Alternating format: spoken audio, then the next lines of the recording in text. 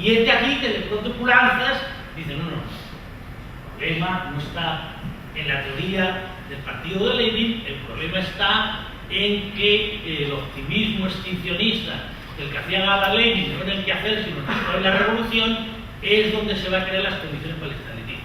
Sorpresa, como posible. En la revolución Lenin repite las tesis de Marx con una claridad: el Estado es instrumento de la clase dominante, el periodo de transición, destrucción del aparato de Estado y terror del proletariado, hasta llegar a la extinción del Estado, referencia con el anarquismo, que era abolición inmediata del poder político. ¿Cómo es posible que este hombre diga esto? Y entonces ahí es donde hay toda una reflexión, que es la pregunta que ocurrió no en el estalinismo, pero que ocurrió ya en el periodo de, todavía viviendo Lenin, del 17 al año 22, año 23, la disolución de los otros partidos políticos, incluso del aplastamento de la oposición obrera, de las tendencias de otro partido bolchevique, la disolución de la Asamblea Constituyente. Y entonces ahí está toda una argumentación que era muy interesante, que era la de decir en qué medida, en la medida que ya no había otros partidos, no había oposición, no había derecho a tendencia, no había ningún elemento democrático, pues eso había creado las condiciones para que después se fuera al estalinismo. Naturalmente esto había que matizarlo con muchos datos, que era el problema de la revolución permanente, que era el debate de que, claro, la revolución se había pensado como una revolución que no podía quedar aislada, que era el primer paso, el eslabón que se rompía de la cadena, pues toda la cadena iba a saltar, porque esa revolución iba a provocar, evidentemente, una extensión a Alemania, una extensión a otros lugares, pues finalmente la revolución en Alemania.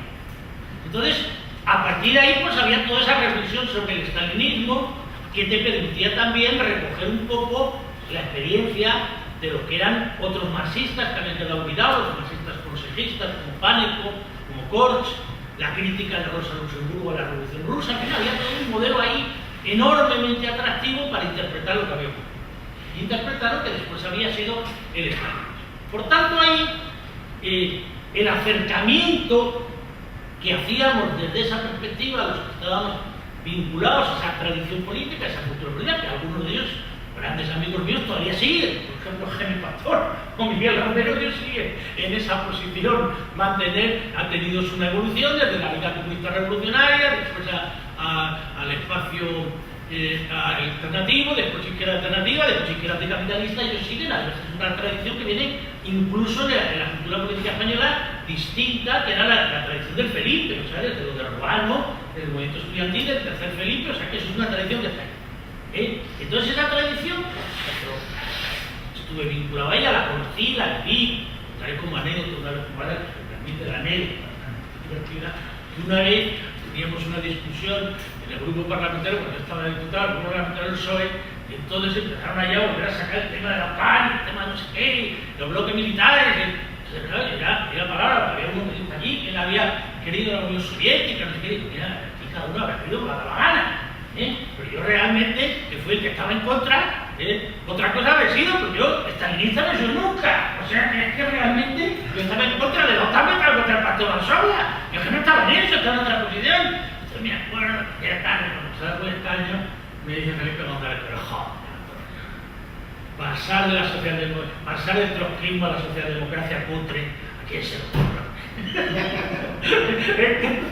Me hizo la broma, me hizo grande, pasar de trotskismo, marxismo revolucionario. Bueno, pero era verdad, esa era la posición en la que yo me había educado políticamente, no era la posición de los partidos comunistas, la posición del marxismo revolucionario.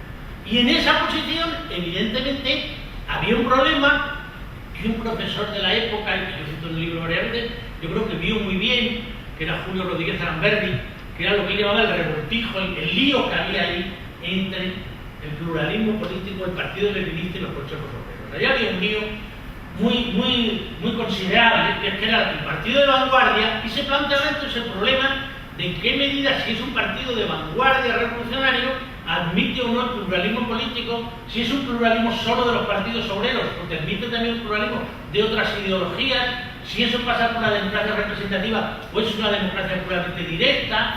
Y ahí me interesó a mí extraordinariamente el pensamiento de Bobbio, de cómo Bobbio iba discutiendo, cómo iba debatiendo el pensamiento de Wittgenstein. Por tanto, hay todo un elemento de reflexión teórica, independientemente de que hubiera ocurrido lo de Chile, que tiene más que ver con el tema de la Unión Soviética, de la evolución de la Unión Soviética y de la perspectiva perspectiva que nosotros veíamos de si había una posibilidad de ir más allá de la socialdemocracia, que era un poco pues, la perspectiva que también tenía en aquel momento pues, una parte del socialismo mediterráneo, lo que llamamos socialismo del sur de Europa, ir más allá, no quedarse en la pura socialdemocracia, de romper con la política de bloques, de romper con el capitalismo, etc. Es verdad que el tema de Chile, como dijo muy bien Tierno Galván en Cabos Sueltos, rebajó a todos mucho la intensidad utópica. O sea, lo de Chile fue algo, una especie de conmoción. Chile, todo lo que explicabas tú ayer, de Berlinguer, de lo del asunto de si se había subvalorado el tema de las fuerzas de la reacción, de si por el contrario la otra lectura se había que haber cambiado de estrategia a la mitad del camino, porque lo de Chile, también quiero hacer la referencia, ¿qué pasaba en España con lo de Chile? Pues que lo de Chile teníamos la impresión de entenderlo todo, mientras que lo de Argentina no entendíamos una jota, de Chile lo entendíamos todo. O sea, los pobres argentinos iban llegando, claro, nos explicaban que eran peronistas, pero que a la vez en el peronismo era de derecha, si era de izquierda, porque eso era el populismo. Perón estaba con Solís, Perón estaba con... Pero ¿cómo que Perón? Y tú, yo me acuerdo que tus amigos, tú los conoces, que tenemos nosotros, que decían, pero bueno, sí, no, que el Penales. Esa película, viva Perón, y se mataban los dos,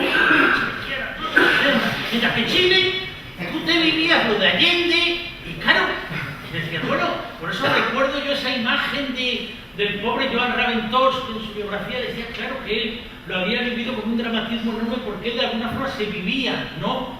Como Allende, como ese tipo de socialista, democrático, humanista, que de pronto, con la mejor intención, se encuentra con de pronto la muerte. O sea, Allende era una figura que, o sea, me decía una vez, recuerdo, pasados años, un militante del PSOE, y dice, chico, yo es que está caracterizado por ser muy de izquierdas, tú te lo conociste también, Teófilo Serrano, a mí nunca se me hubiera ocurrido, dice, pensar que yo hubiera sido Montonero, que hubiera sido Tupamaro, pero pensar que hubiera podido acabar en la playa, en el campo de allí, con lo que se ve en la película de las películas que hicieron sobre Allende, en la de Desaparecido, pues sí que me parece que se me hubiera podido ocurrir. O sea, que uno sí se vivía como cuadro del Partido Socialista o como cuadro del Partido Comunista. O sea, la cultura de la unidad popular traía enseguida una resonancia al Frente Popular en España de a los años 30.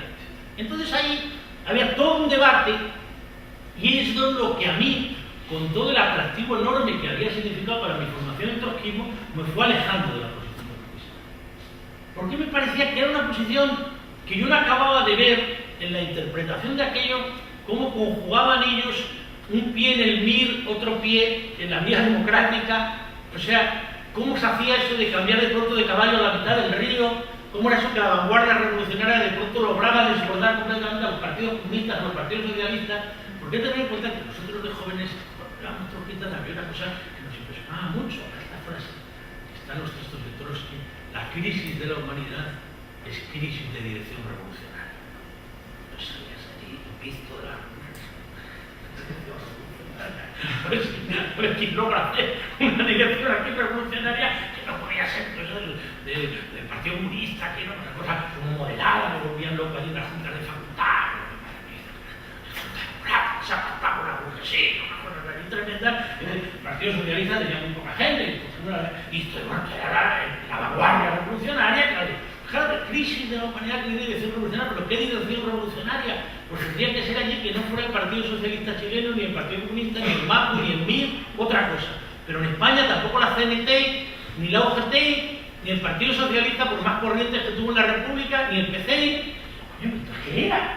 Era NIN, no, pero tampoco era NIN, porque NIN también se había equivocado sobre un Trotsky, chico, que cada vez se ponía más complicado, porque iban depurando hasta llegar a ver exactamente lo que tenía que ser. Al final no se sabía si tenían razón los que se habían quedado dentro del Partido Socialista optando por el comunismo, y los que habían querido crear un partido propio con el POU, era cada vez más complicada, ¿no? Cada vez más complicada de resolver en la práctica. Y otra cosa que a mí me distanció era el tema de que me parecía que se daba un peso excesivo al tema del nacionalismo. Incluso hubo un momento que, cuando éramos estudiantes de la facultad, recordar que el LCR se llamaba LCR Quieta Sexta.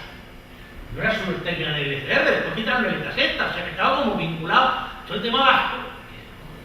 Bueno, las distintas excisiones, que no eran naturalmente lo que era ETA militar, ni ETA político militar, sexta asamblea que había optado por otro tipo de vía. Por lo cual ahí había una distancia y entonces en esa perspectiva era donde venía ver un poco dónde encajaba uno. Y entonces, pues yo sí, en ese punto, pues sí, realmente era como socialista de izquierda, a la búsqueda de a ver cuándo en el Partido Socialista surgió una izquierda. O sea, yo nunca tuve la idea de que todo el Partido Socialista fuera así. Esa no era mi gran discusión con mi maestro, Luis Mellorente. Yo nunca pensé eso. Hay una diferencia entre el tuyo. Yo nunca pensé eso. Yo no pensé que todo el Partido Socialista, porque claro, al venir de la otra tradición, pues ya veías lo que había sido la evolución de los partidos socialdemócratas, lo que había sido mayo del 68, y yo no tenía esa posición. Lo que sí creía es que era bueno en España que hubiera una izquierda dentro del Partido Socialista, porque en aquel momento, esto claro, parece que es una cosa rara. En el año 76, que cuando yo me incorporé al PSOE, después de haber tenido la experiencia del movimiento estudiantil, la simpatía con el trotskismo, pues la verdad es que nosotros pensábamos que, como el PSOE venía muy atrás, muy retrasado en la lucha antifranquista, lo más que se podría lograr es un modelo francés y no un modelo italiano, que es el que se parecía que se iba. O sea, parecía que se iba un fuerte partido comunista, fuerte partido democristiano, un pequeño partido socialista, como había sido el caso italiano.